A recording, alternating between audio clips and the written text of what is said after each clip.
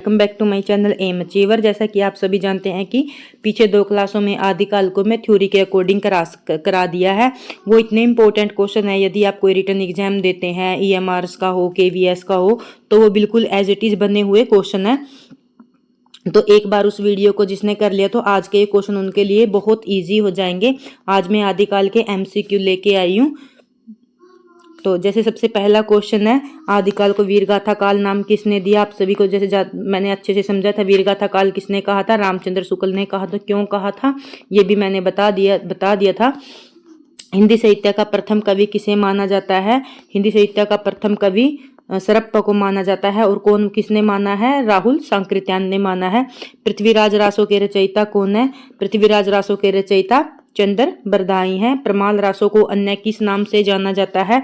परमाल रासों को अन्य आलाखंड के नाम से जाना जाता है। और ये दो भाइयों की इसमें 2 भाइयों की 52 लड़ाइयों की वीरता की कहानी है। और जैसा कि आप सभी जानते होंगे, परमाल रासों के रचयिता कौन है? परमाल रासों के रचयिता जगनीक है। मैंने आपको पहले भी बताया था कि मैंने इसको पीजे के नाम से पीजे के अकॉर्डिंग याद करवाया है। पी से परमाल, जे से जगनीक।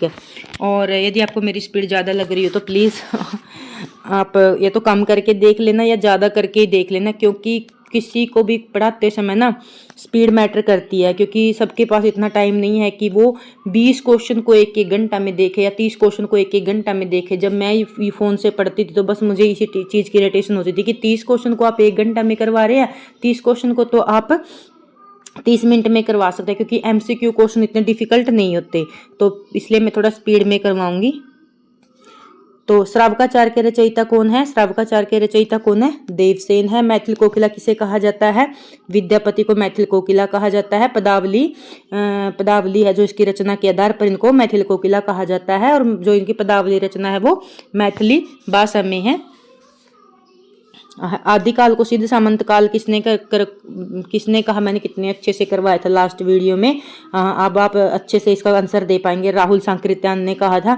और क्यों कहा था? मैंने इसका आंसर भी उन वीडियो में बहुत अच्छे से समझा है, क्योंकि किसी भी चीज़ को सीखने से पहले उसके क्यों का पता होना चाहिए, तभी हम उन क्वेश्चन को लंबे समय तक भूलते नहीं है।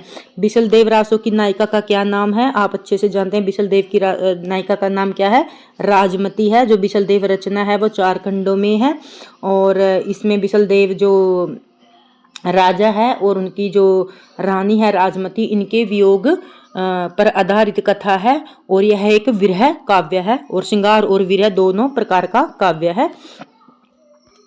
आगे है, खुमान रासों की भाषा क्या है? खुमान रासों की भाषा डिंगल भाषा है। और डिंगल भाषा किन 2 भाषाओं से मिलकर बनी है? आप सभी को पता होगा। और मैंने लास्ट वीडियो में करवाया था, पिंगल भाषा 2 किन भाषाओं के मेल से बनी है।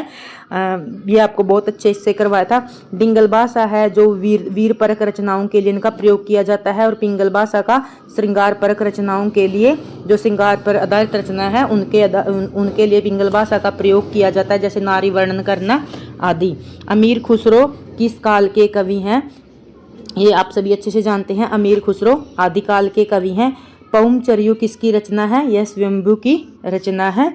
और अप्रभंस का वाल्मीकि किसे कहा जाता है? अप्रभंस का वाल्मीकि मैंने उस वीडियो में बहुत अच्छे से करवाया था। स्वयंभू को कहा जाता है। एक अप्रभंस का बभूति भी कहा जाता है, वो पुष्पदंत को कहा जाता है।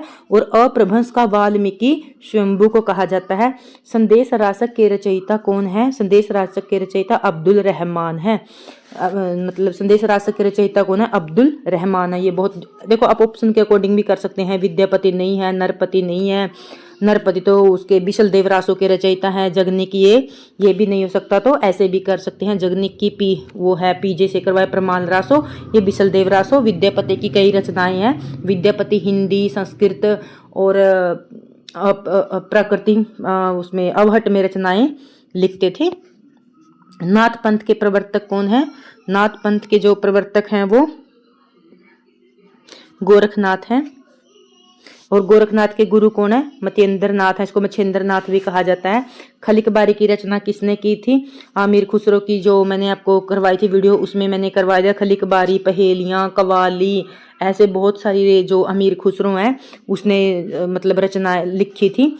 तो आपको जब भी आप पढ़ो ना अमीर खुसरो के बारे में अच्छे से पढ़ना, जो क्योंकि हम जो हमारे आदिकाल के महत्वपूर्ण कवि यही हैं, एक चंद्रबरदाई है, एक अमीर खुसरो है और एक विद्यापति है। इन सभी को आप जब भी पढ़ो तो बहुत डिटेल से पढ़ना। डोला मारूरा दोहा ये मतलब लौकिक साहित्य से है, और जब मैं एक वीडियो और आदिकाल की लेके आऊंगी उसमें इन सभी के आंसर आपको मिल जाएंगे। डोला मारूरा दोहा ये कुशललाभ कलोल की रचना है। आदिकाल से संबंधित चारण व संधिकाल किसने कहा? आदिकाल को चारण व संधिकाल किसने कहा? मैंने बहुत अच्छे से करवाया था, डॉक्टर रामकुमार वर्मा ने कहा। और क्यों कहा था? क्योंकि जो चारण होते हैं ना वो रासो काव्य, जो जिन्होंने रासो काव्य लिखा है ना उनके कवियों को चारण या बाट कहा जाता था। ठीक है, तो इसलिए उन्होंने इसको चारण काल नाम दिया रामकुमार वर्मा ने। भरतेश्वरी बाहुबली के रचयिता कौन है? भरतेश्वरी बाहुबली के रचयिता कौन है? शालिभद्र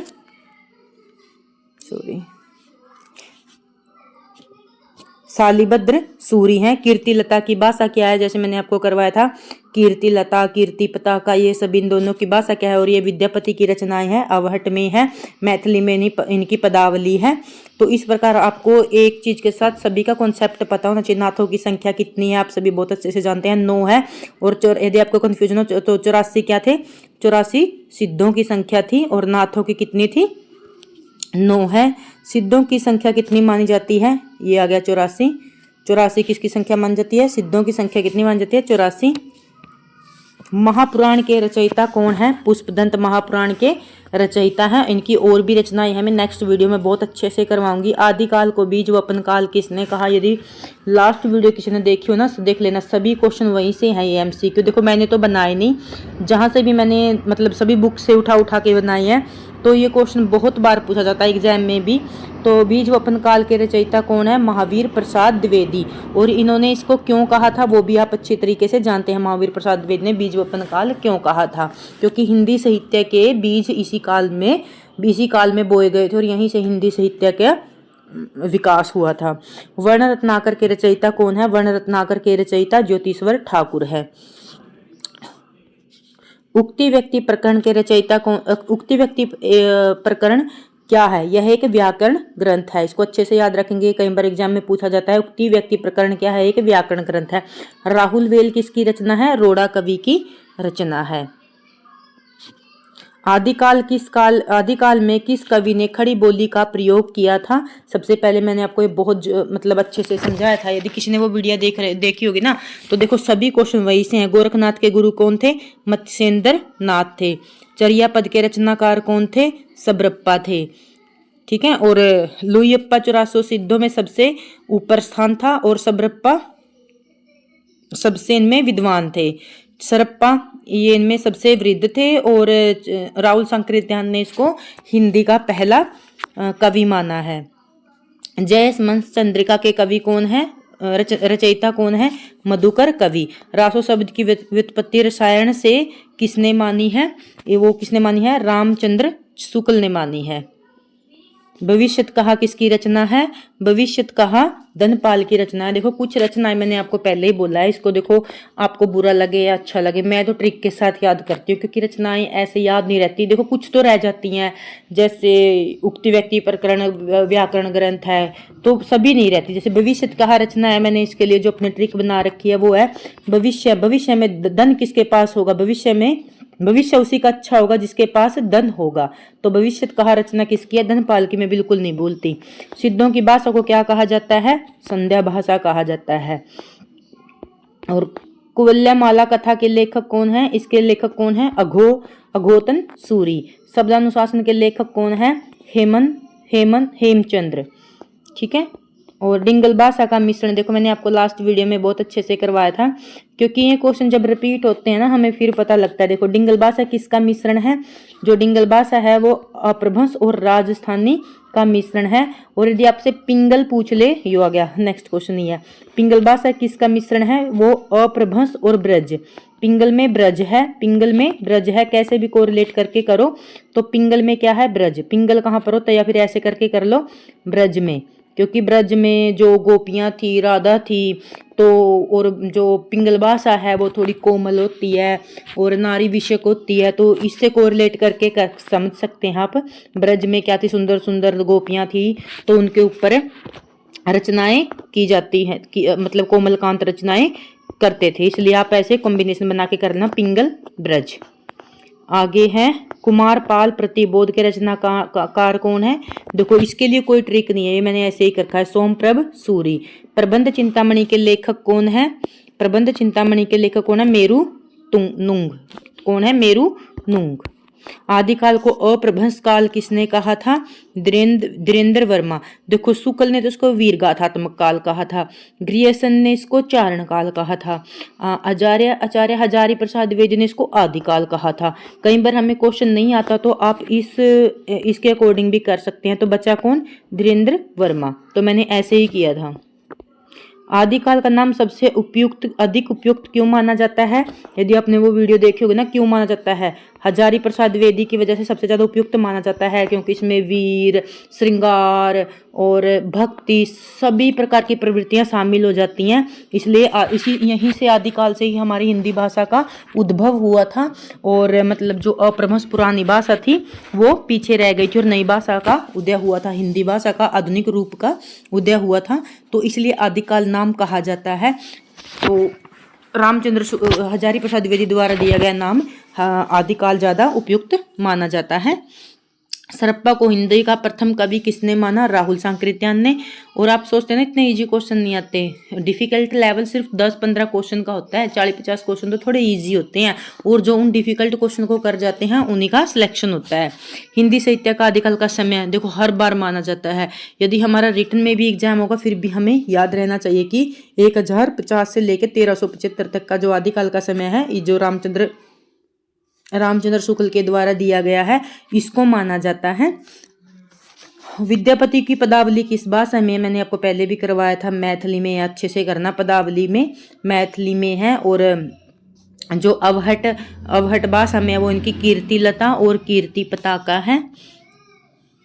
प्राकृत पेंगलम के संकलनकर्ता कौन है, प्राकृत पेंगलम के संकलनकर्ता लक्ष्मीधर है। विजयपाल रासो के रचयिता कौन है, देखो यहाँ पर मधुकर की तो वो थी, अभी लास्ट गई है, इसकी है जगनीक की वो गई बीजे परमाल रासो, तो बच्चे कौन, नल सिंह, इसके हैं नल सिंह, और नरपति बिसलदेव रासो के है। आदिकाल के किस कवि को हिंदू राष्ट्र का प्रथम कवि माना जाता है, हिंदू राष्ट्र का प्रथम कवि, ये इंपॉर्टेंट क्वेश्चन है, आदिकाल के किस कवि को हिंदू राष्ट्र का प्रथम कवि माना जाता है, चंद्रबरदाई को माना जाता है। किस रासो ग्रंथ को वीर काव्य के साथ श्रृंगार काव्य भी कहा जाता है, वो है हमारा बिसलदेव रासो। ये इंपॉर्टेंट है क्योंकि इसके बारे में ज्यादा क्वेश्चन उठते हैं, क्योंकि ये वीर कम है, फिर भी श्रृंगार परक रचना और वीर प्रधान रचना है, इसलिए इस पे क्वेश्चन ज्यादा बनते हैं। गोरखनाथ की किस रचनाओं का संपादन गोरखबाणी नाम से किसने किया, आप सभी अच्छे से जानते हैं, पीताम्बर दत्त बड़थवाल ने किया था। डॉक्टर चंपू काव्य का प्राचीनतम कृति कौन सी है, राउलवेल चंपू काव्य की प्राचीनतम कृति है। यहाँ पर हम करेंगे जो आदिकाल के रासो काव्य से रिलेटेड क्वेश्चन बना के लेके आई हूँ मैं, सिर्फ जो रासो काव्य से होंगे, वो मिक्स क्वेश्चन थे, और ये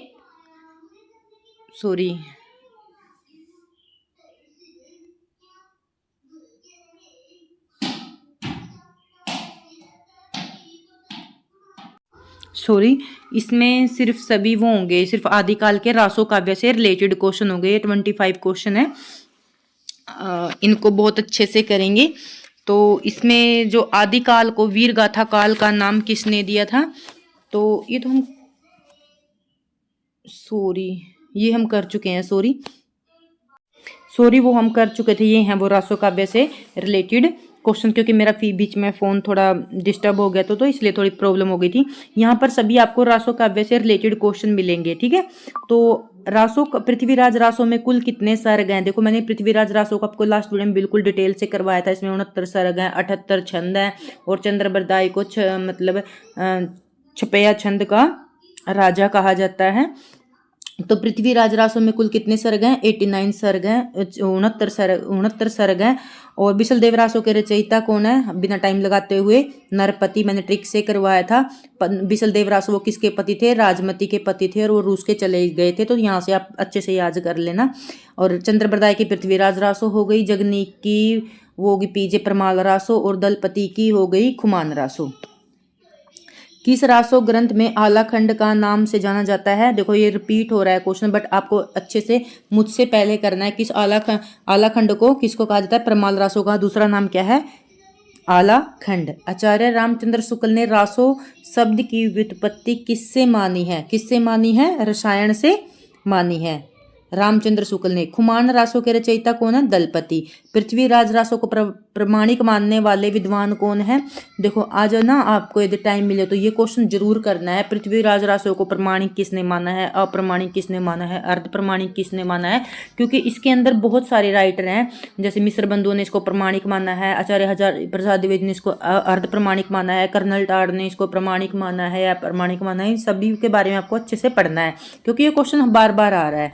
तो पृथ्वीराज रासो को प्रमाणिक कौन मान रहे हैं यहाँ पर? तो जो इनको मानते हैं कर्नल टाड, इन्होंने इसको प्रमाणिक मानना है। बिशलदेव रासो का काव्य रूप क्या है? ये एक क्या है? ये एक मुक्तक और गेय काव्य है। ये लाइन एज इट इज थी उसके अंदर। जगनीक द्वारा रचित परमाल रासो किस ऋतु में गाया जाता है? यह वर्षा ऋतु में गाया जाता है, और यह उत्तर प्रदेश में गाया जाता है वर्षा ऋतु में। छपैयों का राजा किसे कहा जाता है? चंद्रप्रदाय को कहा जाता है। आप अच्छे से, जैसे मैंने क्वेश्चन करवाए सभी वहीं से क्वेश्चन रिपीटेड हैं। हमीर रासो के रचयिता के कौन है? हमीर रासो के रचयिता सारंगधर हैं। पृथ्वीराज रासो की भाषा को पिंगल किसने कहा था? तो इसको पिंगल किसने कहा था? रामचंद्र शुक्ल ने कहा था। पृथ्वीराज रासो की भाषा को पिंगल किसने कहा था? रामचंद्र शुक्ल ने कहा था। राजमती किस रासो ग्रंथ की नायिका है? टाइम ना लगाते हुए बिशलदेव रासो की। विजयपाल रासो के रचयिता कौन है? VN से किया है ये मैंने, VN नलसिंह। रासो शब्द की व्युत्पत्ति रासक से किसने मानी है? रसायन से मानी है आचार्य रामचंद्र शुक्ल ने, और रासक से मानी है हजारी प्रसाद द्विवेदी ने। थोड़ा थोड़ा डिफरेंस है, वो आपको अच्छे से कवर करना है। आला खंड को सर्वप्रथम किसने प्रकाशित करवाया था? ये क्वेश्चन इंपॉर्टेंट है। चार्ल्स इडियट ने करवाया था। उसके बाद है पृथ्वीराज रासो को अर्ध प्रमाणिक किसने माना? देखो ये क्वेश्चन दोबारा रिपीट हो गया। प्रमाणिक रामचंद्र शुक्ल, अप्रमाणिक रामचंद्र शुक्ल, अर्ध प्रमाणिक हजारी प्रसाद द्विवेदी, और प्रमाणिक कर्नल टाड था जो लास्ट क्वेश्चन में आया है।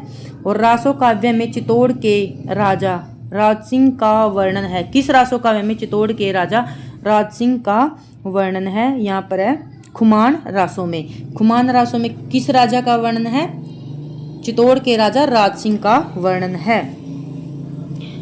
बुद्धि रासो के रचयिता कौन है? बुद्धि रासो लिखा था जलहण ने, और जलहण कौन है? चंद्रप्रदाय के बेटे हैं। और जो पृथ्वीराज रासो है इसके राइटर हैं चंद्रप्रदाय, जो पृथ्वीराज हैं उसके मित्र भी थे और दरबारी कवि भी थे।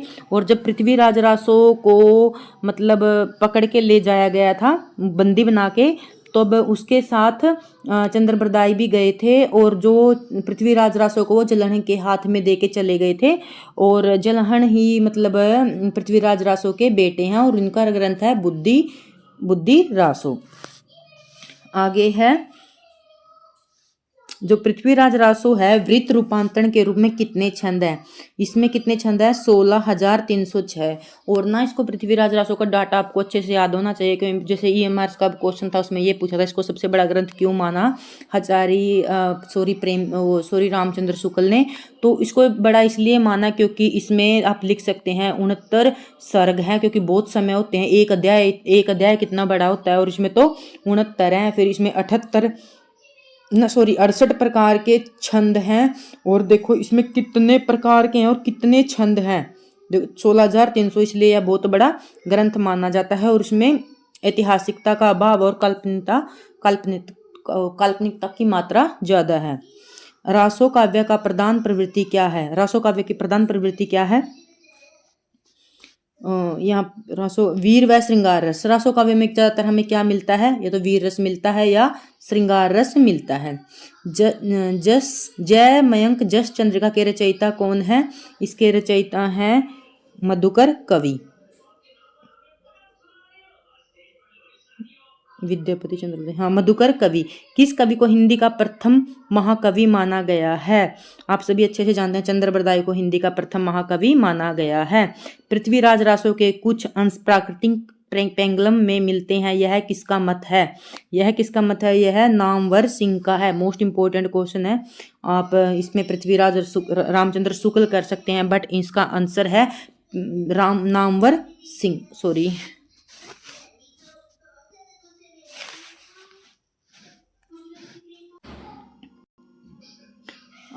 नेक्स्ट क्वेश्चन, रासो काव्य में किस भाषा का प्रयोग मुख्य रूप से हुआ है, डिंगल पिंगल भाषा का प्रयोग हुआ है। आपने बहुत अच्छे से, मैंने लास्ट टाइम करवा दिया था।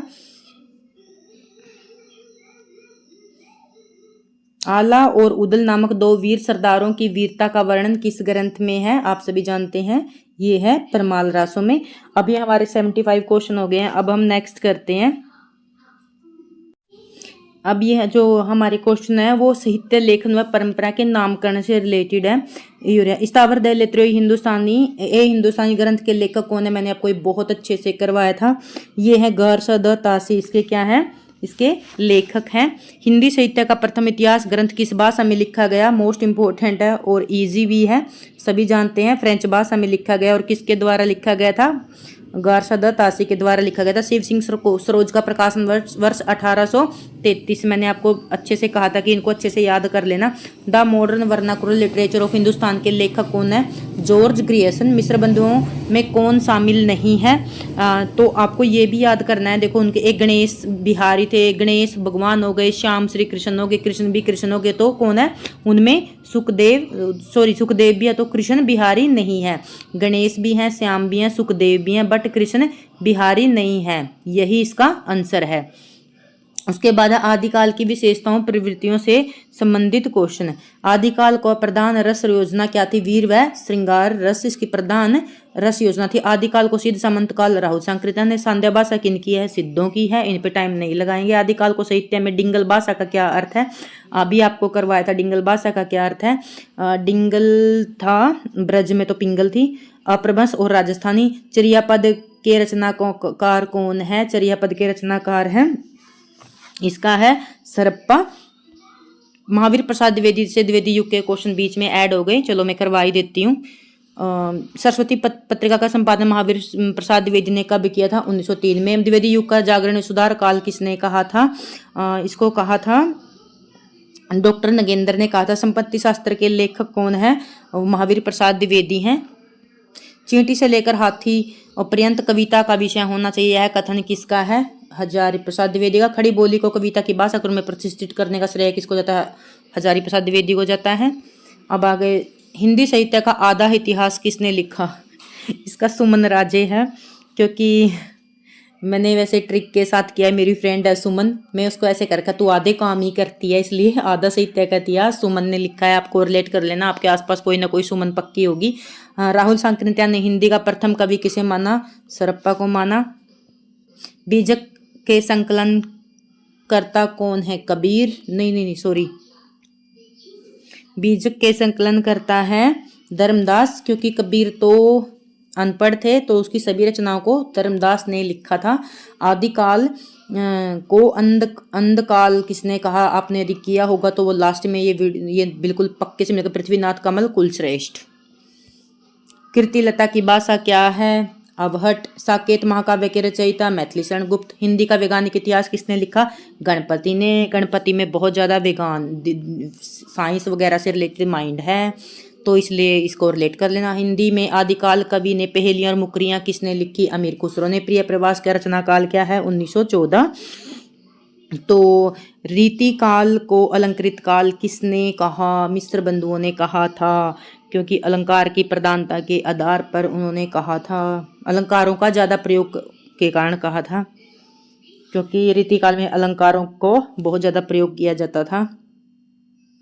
कितने क्वेश्चन, हाँ यहाँ पर हमारे 100 क्वेश्चन कंप्लीट हो गए। Thank you watching my video. किसी को अच्छा लगे तो प्लीज़ कमेंट करके जाना, क्योंकि पीडीएफ बनाने में और उसको वीडियो बनाने में बहुत टाइम लगता है, आप देख के चले जाते हैं। यदि आपको अच्छी नहीं भी लगती तो कमेंट करके नीचे लिख दिया करो, मैडम आपके या बहन जो भी आपकी मर्जी है कि आपके कंटेंट में ये कमी है, पढ़ाने में ये कमी है, क्योंकि मैं ना विश्वास में, सीखने में विश्वास करती हूँ। यदि मुझे मेरी कमियाँ पता चलेंगी तभी तो मैं अच्छा बेस्ट कर पाऊँगी। Thank you. और प्लीज़ कमेंट कर दिया करो, चाहे अच्छा लगे या बुरा लगे कमेंट जरूर कर दिया करो। सब्सक्राइब करना आपकी मर्जी है, जो अच्छा होगा उसको, जो टीचर अच्छा है उसको आगे बढ़ाओ, आपकी ड्यूटी है। Thank you watching my video.